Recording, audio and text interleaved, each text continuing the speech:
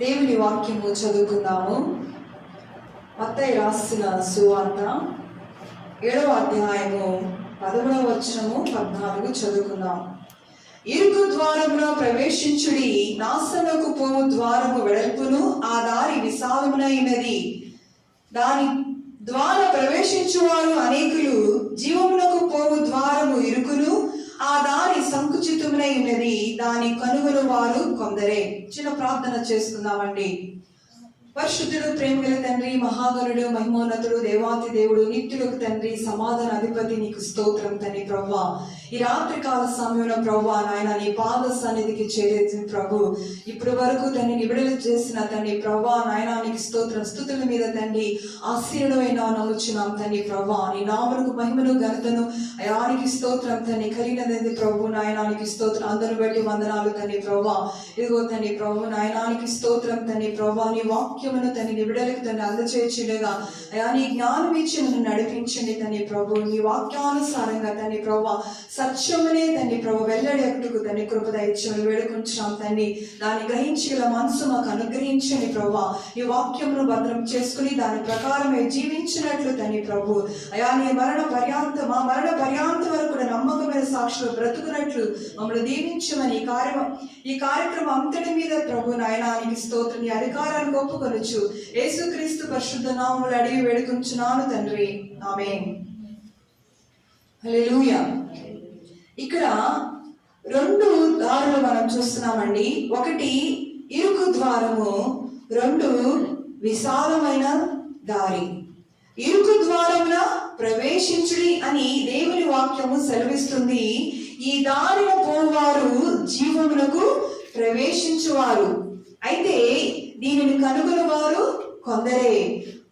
ఇంకొక మార్గం ఉంది, అదేంటి? నాశనానికి పోవు మార్గము, అది వెడల్పును, ఆ దారి విశాలమై ఉన్నదని దేవుని వాక్యము సెలవిస్తుంది. అయితే ఈ మార్గాన్ని ప్రవేశించువారు నాశనమునకు పోవుదురు అని దేవుని వాక్యం సెలవిస్తుంది. 2 మార్గాలు కనబడుతున్నాయి. ఒక మార్గము జీవమునకు, ఒక మార్గము నాశనమునకు పోవుచున్నవి. అయితే నాశనానికి పోవు దారి విశాలంగా ఉంటుంది, అది వెడల్పుగా ఉంటుంది. దానిలో ప్రవేశించేవారు అనేకులు అని వాక్యం సెలవిస్తుంది. ప్రసంగి అంటాడు కదా 11వ అధ్యాయంలో 9వ వచనం చూసినట్లయితే, యవనుడా నీ యవనమందు సంతోషించుము, నీ యవన కాలమందు నీ హృదయం సంతుష్టిగా ఉండనిమ్ము, నీ కోరిక చొప్పునను నీ దృష్టి యొక్క ఇష్టము చొప్పునను ప్రవర్తింపుము. అయితే వీటన్నిటిని బట్టి దేవుడు నిన్ను తీర్పులోనికి తెచ్చిన నీ జ్ఞాపకం ఉంచుకొనుము. నీకు ఇష్టం వచ్చి 2 మార్గాలు దేవుడు మనకు అందించాడు.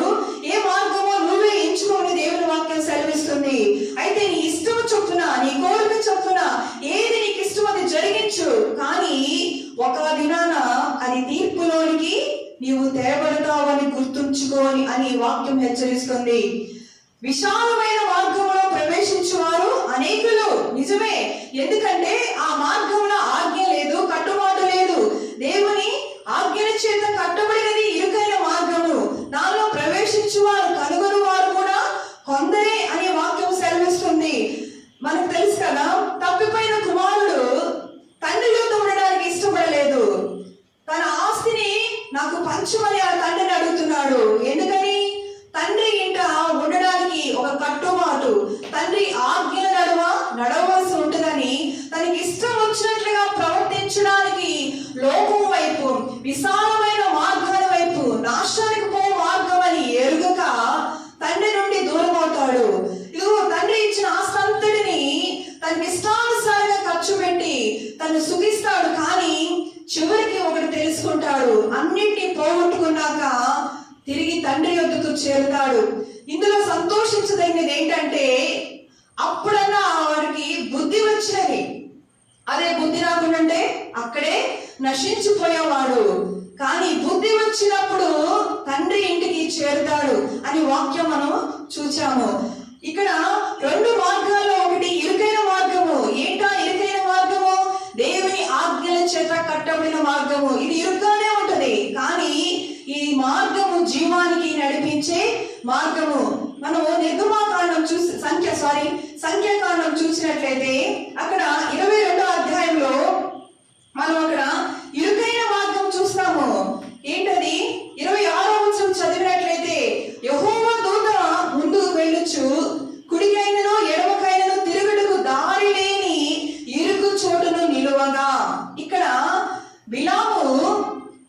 ఇశ్రాయేలును శపించడానికి వెళ్ళబోచున్నాడు.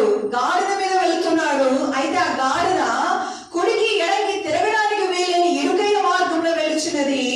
అక్కడ దేవుని దూత నిలవబడిందని వాక్యం సెలవిస్తుంది. ఇరుకు మార్గంలో ఎవరో నిలబడినారండి? దేవుని దూత. ఎందుకని?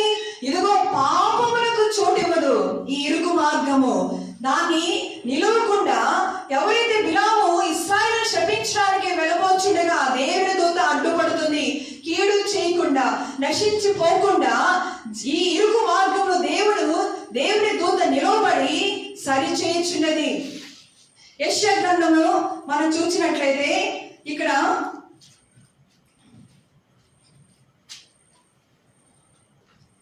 దేవుని వాక్యము చూసుకున్నాము. యెషయా 35:8 అక్కడ దారిగా ఉన్న రాజమార్గం ఏర్పడును, అది పరిశుద్ధ మార్గముండును. అది అపవిత్రులు పోకూడని మార్గము, అది మార్గమున పోవారికి ఏర్పరచబడును. 3 లైన్లను దానిలో నడుచుచు త్రోవను తప్పక ఇందురు. దేవుని నామమునకు స్తోత్రం కలుగును గాక. ఇరుకు మార్గంలో ఒకవేళ 3 లైన్ల ప్రవేశించినా వారు త్రోవ తప్పరు అని వాక్యం సెలవిస్తుంది. ఇక్కడ బిలాము ఇరుకు మార్గంలో వెళ్ళాడు. కానీ తన ఉద్దేశం ఏంటి?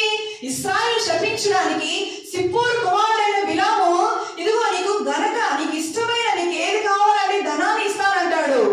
అయితే బిలాము ఆ మార్గంలో ప్రవేశించాలని చూస్తాడు. కానీ దేవుని దూత అడ్డుపడి అతనిని క్రమపరుస్తుంది. ఇక్కడ యెషయా గ్రంథం ఏముంది? 3 లైన్లను దానిలో నడుచుచు త్రోవను తప్పక ఉందరు. ఒకవేళ మూర్ఖులైనా సరే ఇది ఇరుకైన మార్గం అని దేవుని ఎదుటికి వస్తే వారు మార్గాన్ని తప్పకుండా దేవుని దూత ఎలాగైతే బిలామును అడ్డగిస్తుందో అలాగే దేవుని ఆజ్ఞ, దేవుని వాక్యం వల్లని సరి చేస్తూ ఉంటది. ఇది ఇరుకైన మార్గమే, కానీ ఈ మార్గాన్ని జీవములకు నడిపించే మార్గము. మనం రూతు గ్రంథం చూసినట్లయితే అక్కడ నయోమికి 2 కోడలు ఉంటారు. ఒకరు రూతు, ఇంకొకరు ఓర్పా. వాళ్ళు మోయాబీలు, దేవుని ఎరగని స్త్రీలు. అయితే అక్కడ ఉన్నప్పుడు వాళ్ళు నయోమి మోయాబు దేశంలో ఉన్నప్పుడు తన భర్తను పోగొట్టుకుంటుంది, తన 2 కుమారులు పోగొట్టుకుంటుంది. చివరికి ఇప్పుడు మరలా బెత్లెహేమునకు వెళ్ళాలనుకుంటుంది. అయితే 2 కోడళ్ళు తన దారిని వస్తుంటే అంటది, ఇదిగో మీరు మీ ఇంట్లోకి వెళ్ళండి, మీరు మరలా వివాహం చేసుకుని మీ దేవతల దగ్గరికి వెళ్ళుడి అని అంటుంది. అయితే రూత్ అంటుంది, నీ దేవుడే నా దేవుడు, నీ మార్గమే నా మార్గం అంటుంది. ఓర్పా అయితే అతను ముద్దు పెట్టుకుని వెళ్ళిపోయింది. రూత్ అయితే అతను హత్తుకుంది. ఎవరు ఈ అత్త? నయోమి, దేవుని ఎరిగిన స్త్రీ. రూతు మోయాబీయులు. అయితే ఆమె దేవుని ఎరగనప్పటికి కూడా అత్తను బట్టి దేవునిని తెలుసుకున్న స్త్రీ. నీ దేవుడే నా దేవుడు అంటుంది. అత్త అంటుంది, నా మార్గం ఇరుకైనది, నా యొద్ద ఏమీ దొరకదు, నా వల్ల నీకు ఏమీ ప్రయోజనం లేదు, నేను అన్ని పోగొట్టుకున్నాను. అయితే రూత్ అంటుంది, నువ్వెక్కడ ఉంటే నేను అక్కడే, నీ దేవుడే నా దేవుడు, నువ్వెక్కడ చనిపోతే నేను కూడా అక్కడే, నీ ప్రదేశం నా ప్రదేశం అంటుంది రూతు.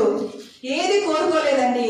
నాకు ఈ లోకంలో కావాలని కోరుకోలేదు. తన తల్లిదండ్రులు వెళ్ళిపోవచ్చు, తన అవకాశం ఉంది. ఓర్పా వెళ్ళిపోయింది. తన మరలా తన పాత జీవితానికి వెళ్ళిపోయింది. అత్త దగ్గర ఉన్నప్పుడు పరిశుద్ధంగా వాళ్ళు జీవించినారు. ఎప్పుడైతే ఓర్పా వెళ్ళిపోయిందో అక్కడితో ఆమె చరిత్ర ఆగిపోయింది. అయితే రూతు దేవుని వెంబడించింది. ఇది ఇరుకైన మార్గమైనప్పటికీ కూడా, తన భర్తను పోగొట్టుకున్నా కూడా ఇదిగో అత్తను వెంబడించింది. ఇదిగో అత్త ఆజ్ఞానుసారంగా జీవించిన స్త్రీ. అత్త ఏమంటో తెలుసా?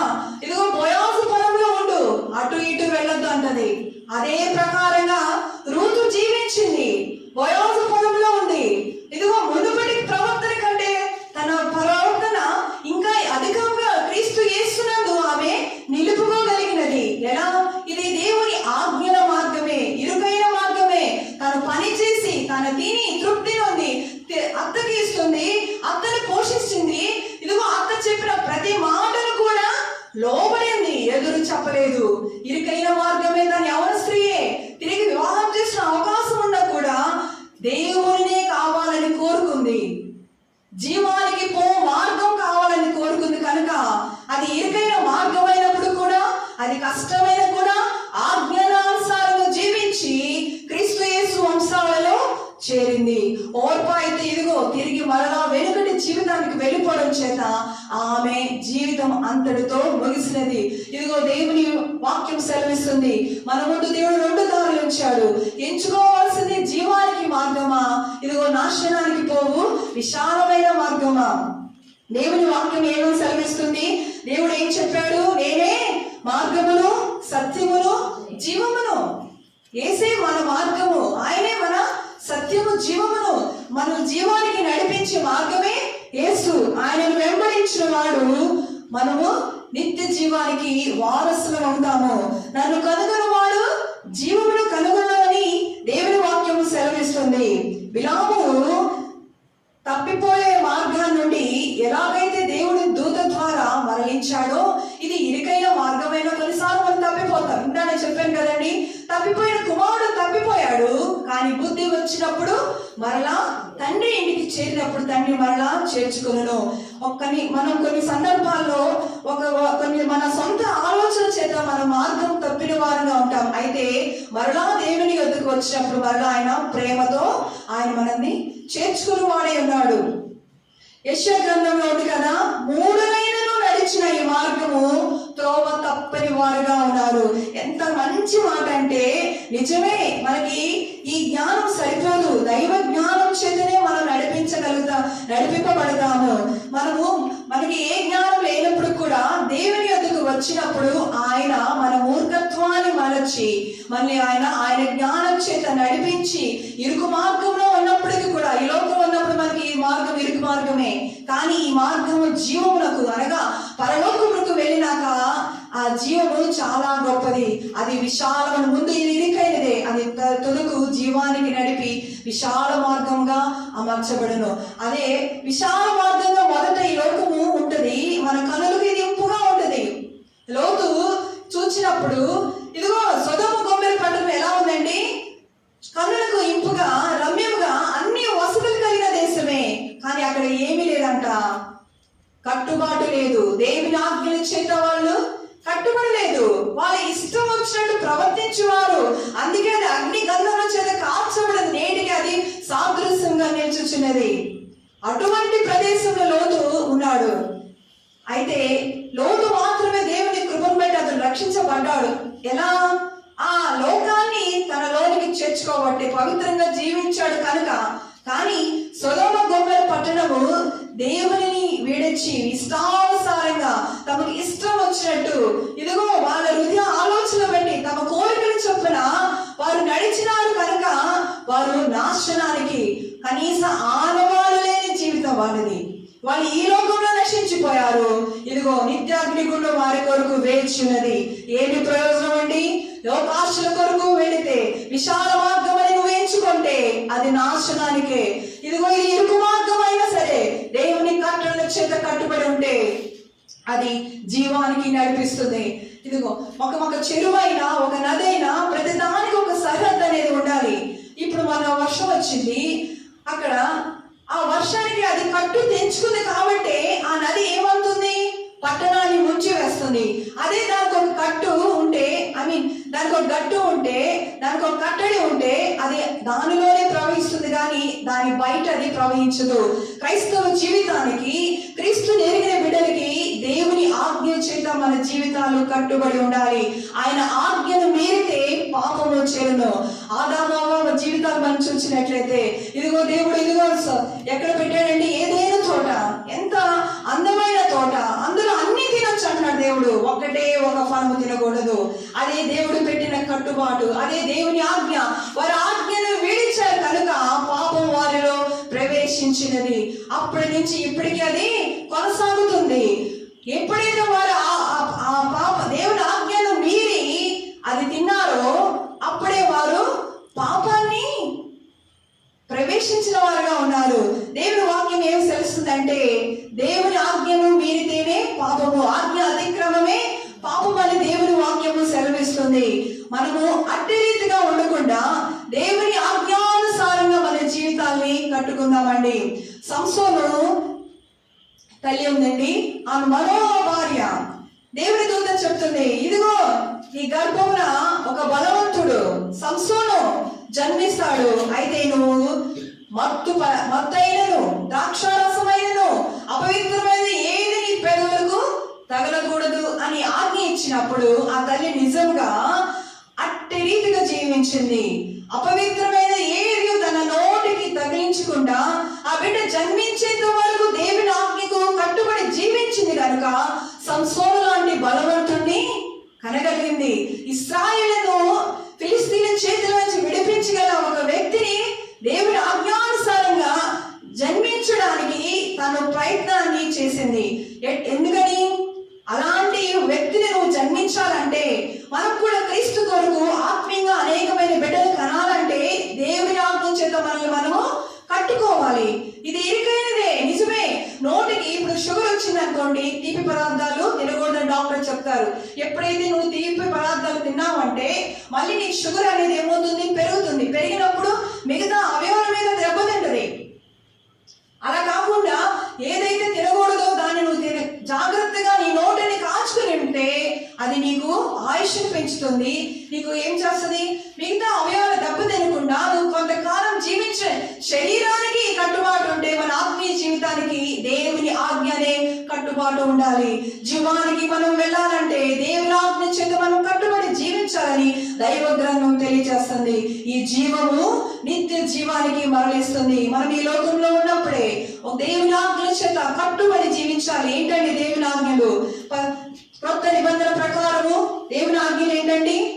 దేవునిని బలముతోనూ శక్తితోనూ ఆయన్ని ఆరాధించాలి. రెండవది నీ పొరుగువాన్ని ప్రేమించుడే. నీ పొరుగువాన్ని ప్రేమించడం ద్వారా మనమంట మరణము నుండి జీవంలోనికి ప్రవేశించదు అని మొదటి యోహాను పత్రిక తెలియజేస్తుంది. సహోదరుని ప్రేమించాలి, నీ పొరుగువాన్ని ప్రేమించాలి. ఇది దేవుని ఆజ్ఞ. ఆయనను స్తుతించాలి, దేవుని ఆత్మతోనూ సత్యముతోనూ ఆయనను ఆరాధించాలి. రెండవదిగా నీ పొరుగువారిని ప్రేమించాలి. ఈ రెండు ఆజ్ఞని మనం సరిగ్గా జీవించగలిగితే, ఈ రెండు ఆజ్ఞలోనే ధర్మశాస్త్ర ప్రకారం 10 ఆజ్ఞలు కూడా ఇమిడి ఉన్నాయి. దేవుని ఆరాధించగలిగో ఆయనను తప్ప దేనిని ఆరాధించకూడదు. ఆయన నిజమైన దేవుడని ఎరిగి, యేసు నిజమైన దేవుడని ఎరిగి ఆయన ద్వారానే మనం తండ్రి యొద్దకు చేరుతామని గ్రహించినట్లయితే ఇది ఇరుకైన మార్గమైనప్పుడు కూడా కొంతకాలం ఎదుగో నీతిమంతులు కలుగు ఆపదలు అనేకములు ఉన్నాయి. అయితే వాటన్నిటి నుండి విడిపించేవాడు కూడా మన ప్రభువైన యేసుక్రీస్తే. శ్రమలైనా కష్టాలైనా వాటి నుంచి విడుదల దయచేసి దేవుడు మనకి జీవాన్ని అనుగ్రహించు దేవుడే ఉన్నాడు. దేవుని ఆజ్ఞ చేత మన జీవితాలు కట్టుబడి, దేవుని కృప చేత మనం బలపరచబడి ఆయన జీవ మార్గంలోకి ప్రవేశించే హక్కుదారులమే జీవిద్దాం. దేవుడి కొద్ది మాటలు దీవించును గాక. ఆమేన్.